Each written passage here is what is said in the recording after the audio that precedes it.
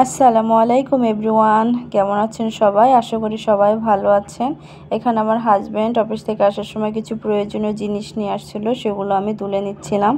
বর্তমান বাজারের যা ঊর্ধ্বগতি, সাধারণ মানুষের জীবনযাপন প্রায় অস্বাভাবিক হয়ে যাচ্ছে। বাজারগুলো যেহেতু আগের দিন রাতে ছিল, আমি এখানে পরদিন সকালে রান্নাঘর থেকে একটু ভিডিও করে নিচ্ছিলাম। 2-3 দিন থেকে অনেক বৃষ্টি হচ্ছিল। আজকে আমি সকাল সকালই রান্নাটা করে নিচ্ছি। দুপুরে যেহেতু অনেক গরম পড়ে, দুপুরে রান্না করাটা অনেক কষ্ট হয়ে যায়। আজকে আমি লাউ ডিম রান্না করব। এখানে আমি লাউ ডিম রান্না করার জন্য ডিমটা আগে ভেজে নেব। ডিমটা ভেজে নিয়ে তারপরে লাউটা যখন রান্না হয়ে যাবে তখন লাউয়ের ভিতর দিয়ে দেব। আর লাউ রান্নাটা আমার এভাবে বেশি ভালো লাগে, আর আমার হাজব্যান্ডও এভাবে রান্নাটা অনেক পছন্দ করে।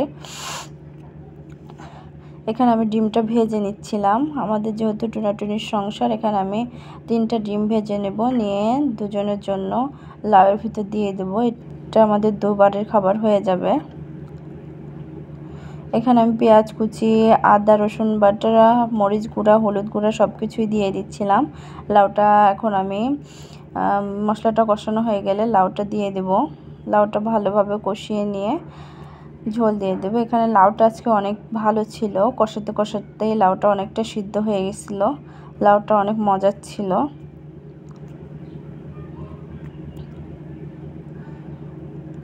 এখানে লাউটা ভালোভাবে কষিয়ে নিচ্ছিলাম। লাউটা ভালোভাবে কষানো হয়ে গেলে প্রায় কষাতে কষাতে এটা সিদ্ধ হয়ে গেছিল।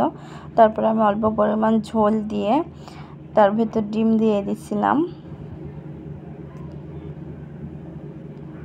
আমি যেহেতু নতুন ভিডিও করছি, সবাই আমার পাশে থাকবেন, সাবস্ক্রাইব করবেন, শেয়ার করবেন, লাইক কমেন্ট করবেন। আমার রান্নাটা এখানে প্রায় হয়ে গেছে। সবাই ভালো থাকবেন।